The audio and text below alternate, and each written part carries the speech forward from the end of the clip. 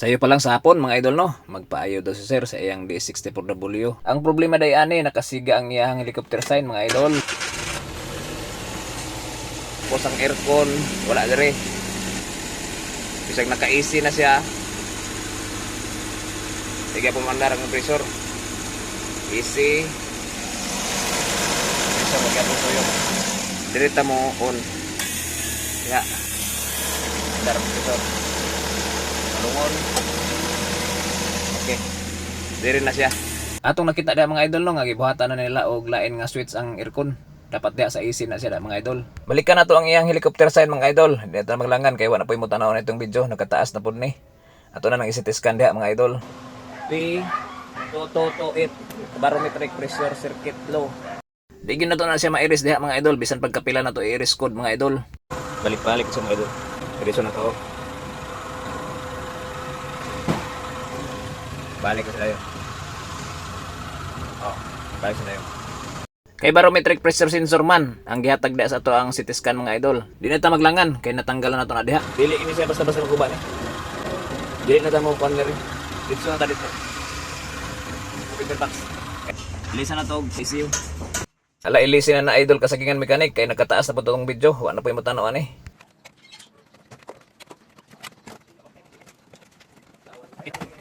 Randaan. Start up. Kung pagkahumang nailisan og gisiyo da mga idol, paandar na ta. Tanaw na tog mawala bang iyang helicopter sign mga idol.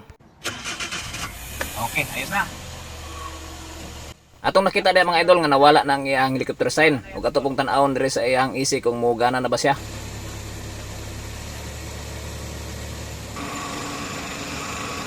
Atong nakita da mga idol nga wala gyapon ni gana diha sa iyang switch sa iyang AC. Ang atong himuon ani atong ibalik sa original ang iyang wiring mga idol sa iyang aircon. Kinahanglan na mo ibalik sa original mga idol kay turaw. Buhat og relay. Tapos gihimuan og mechanical na thermostat. Nya paingon diri ang wiring oh. Daro. Kinahanglan mabalik na sa original kay kung di na mabalik dili kita ka pa-switch diri. Kay duda na po giputol ni diri oh. Unya diri mga idol nag-jumper po sila wire diha mga idol. Ato nang ipangbalik sa original mga idol. Muning jumper.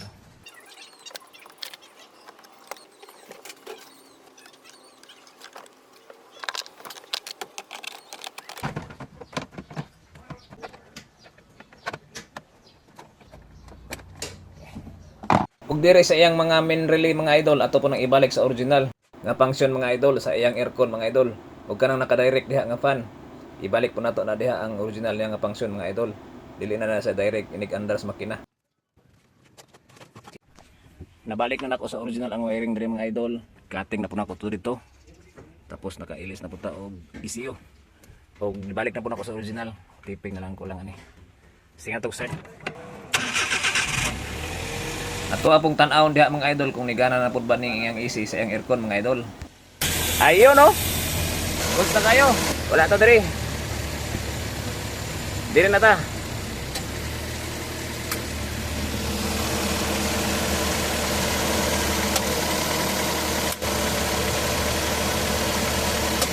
Okay. Wala na check engine mga idol. Wala na tong helicopter sign. Nabalik na to sa original ang wiring sa fan. Wala na lagi direct. Tapos ang sa dire balik na po nato sa original. Ayos na. Kita na to nga nabalik na nato ang original na wiring sa iyang AC mga idol. Goods na kayo mga idol. Wala na helicopter sign. Tapos ang switch na dire. Okay. Wala na siya dire. Ana dire goods na kayo. Ang among giilisan lang buo nga ECU. Kay okay naman kayo mga idol no. Atras na abante na si sir. Salamat sir sa pagbisita sa akong gamay na shop. Naman. Okay kayo, goods kayo. Sundi ko niyo mga idol, daghan pa kayo ni.